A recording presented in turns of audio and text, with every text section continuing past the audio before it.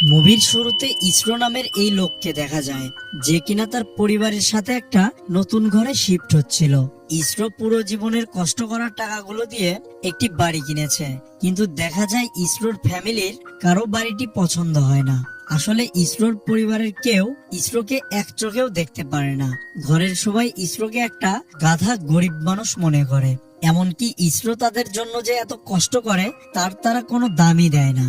কিন্তু বাস্তবে ইসরোর বয়স হওয়ার পরেও সে দিনরাত পরিশ্রম করে পরিবারকে খুশি রাখার চেষ্টা করে, কিন্তু ঘরে ইসরোকে কেউ সম্মান করে না, বরং ছোট ছোট বিষয়ে তাকে বকাঝকা করে। একদিন ইসরো যখন কাজ থেকে বাড়ি ফিরছিল, তখন সে দেখে রাস্তায় কিছু লোক একজনকে মারছে, কিন্তু ইসরো লোকটিকে বাঁচাতে পারে না, কারণ সে এই বয়সে তাদের সাথে লড়াই করতে পারবে না। সে যখন সেখান থেকে চলে যাচ্ছিল, তখন তার মেয়ে পিছন থেকে সব দেখছিল। তার মেয়ে তার বাবাকে লুজার বলে চলে যায়। ঘরে ফিরে ইসরো মন খারাপ করে বসে থাকে। তখন তার কাছে একটা কুকুর আসে। কুকুরটির গলায় তার মালিক একটা চিঠি লিখেছে, যেখানে লেখা আছে কুকুরটি যে কেউ নিজের কাছে রাখতে পারবে। ইসরোর কুকুরটি পছন্দ হয়। তখন ইসরোর ওয়াইফ সেখানে আসে। ইসরোর ওয়াইফ কুকুরকে পছন্দ করে না। সে ইসরোকে কুকুরটি ছেড়ে দিতে বলে এবং তাকে একটা মেডিকেল রিপোর্ট দিয়ে ডাক্তার দেখাতে বলে। ইসরো তারপর রিপোর্টটা নিয়ে ডাক্তারের কাছে আসে, যেখানে ডাক্তার বলে তার ক্যান্সার হয়েছে এবং কিছু মাস পরেই তার মৃত্যু হবে। ইসরো তার মৃত্যুর খবর শুনে পুরোপুরি ভেঙে পড়ে এবং সে তার ক্যান্সারের খবরটা তার ওয়াইফকে ফোন করে বলতে গেলে তার ওয়াইফ ফোন ওঠায় না। তখন ইসরো আবার তার মেয়েকে ফোন দেয়, কিন্তু তার মেয়েও ফোন ওঠায় না। রাতে ইসরো তার ক্যান্সারের কথাটা সবাইকে বলতে যায়, কিন্তু তার কথা কেউ শুনতেই চায় না, কারণ তাকে কেউ পছন্দ করে না। শেষ পর্যন্ত ইসরো তার ক্যান্সারের কথাটা তার পরিবারকে বলতে পারে না। এরপর ইসরো কুকুরটাকে ছেড়ে দেওয়ার চেষ্টা করে, কিন্তু কুকুরটা তার কাছে আবারও ফিরে আসে। তাই ইসরো কুকুরটিকে নিজের সাথে রাখার কথা ভাবে। তখনই ইসরোর নজর একটা ছেলের উপর পড়ে, যার নাম হিরো। সে পাশেই বসেছিল, কিন্তু তখন তারা দেখে আকাশ থেকে একটা আলো তাদের দিকে আসছে। দেখতে দেখতে জিনিসটি তাদের উপরে এসে পড়ে এবং সেখানেই তাদের দুজনের মৃত্যু হয়। কিন্তু সকালে দেখা যায় ইসরো নিজেকে পুরোপুরি সুস্থ দেখে, যেন রাতে তার সাথে কিছুই হয়নি এবং সেখানে সেই ছেলেটিও ছিল না। সে কিছুই বুঝতে পারে না রাতে তার সাথে কি হয়েছিল। ইসরো তারপর ঘরে ফিরে আসে।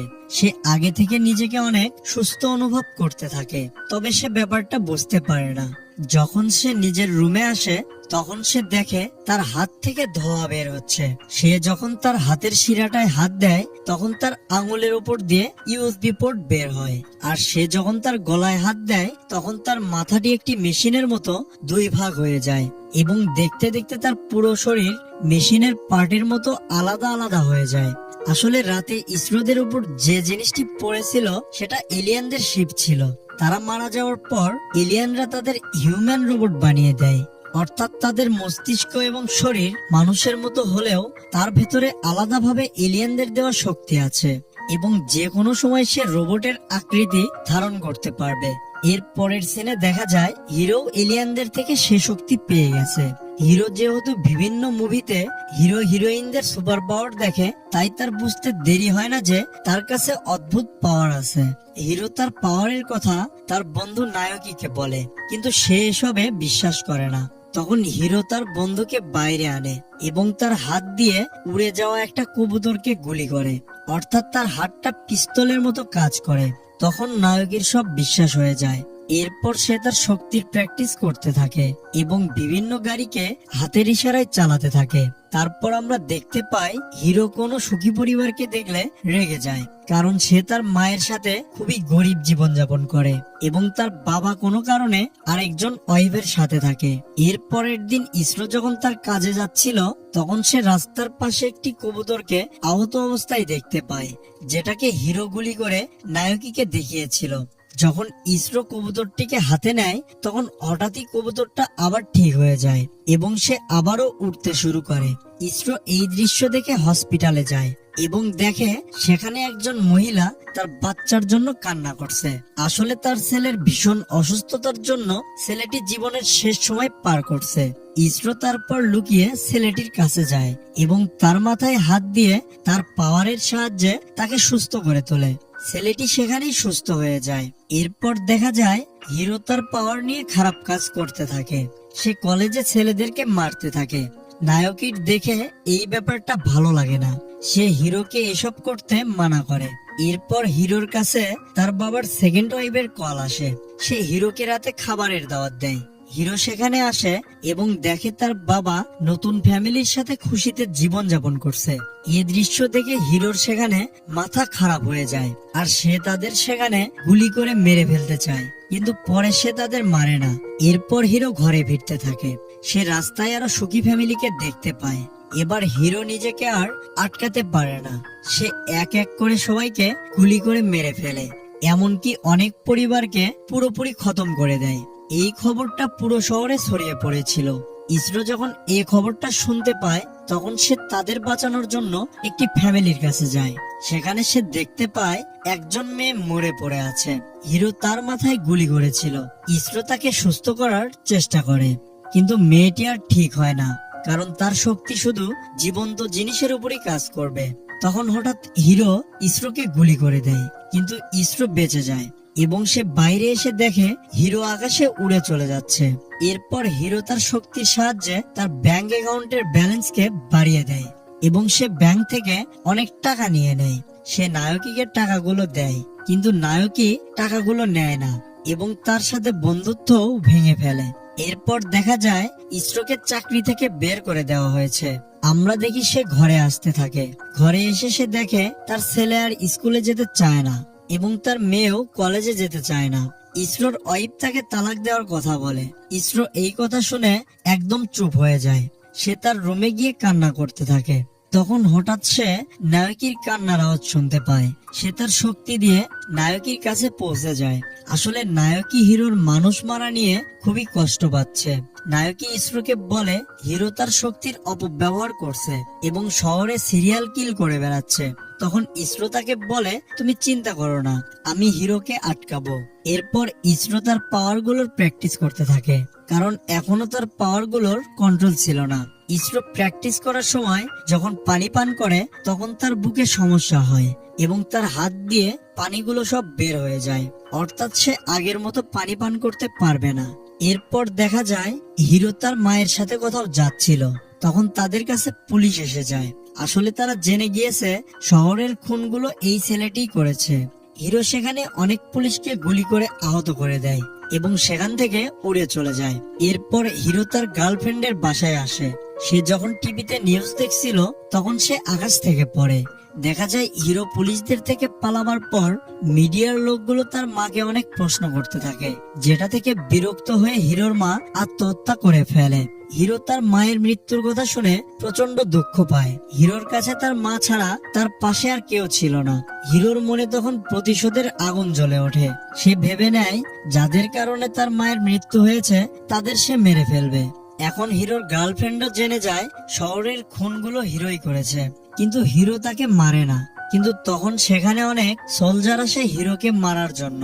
সোলজাররা হিরোকে গান পয়েন্টে নিয়ে নেয়। হিরো কিছু করার আগেই সোলজাররা তার উপর অনবরত গুলি চালিয়ে দেয়, কিন্তু হিরো কোনোভাবে সেখান থেকে বেঁচে যায়। কিন্তু তার গার্লফ্রেন্ড সেখানেই গুলি খেয়ে মরে যায়।